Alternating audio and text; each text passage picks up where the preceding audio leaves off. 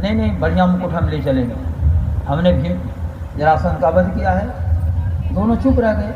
वही भीम से मुकुट ले आए थे, बक्से में रख दिया था, पूर्वजों की संपत्ति थी। उस दिन परीक्षित के मन में क्या आया, बड़ा बक्सा का ढक्कन हटाया, देखा अरे तो बड़ा सुंदर मुकुट है, कितना सुंदर है, क्यों ना आज इसी को पहन ले।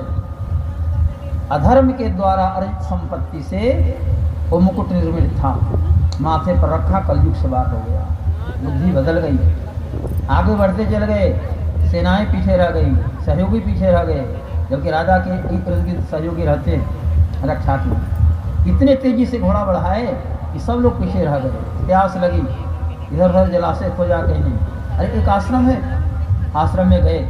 नियम था कि चप्पल, जूते और तांत के बने रहते हैं, वो धनुष में जो तार होता है प्रत्यंचा, उसको बाहर रख देते थे राजागण।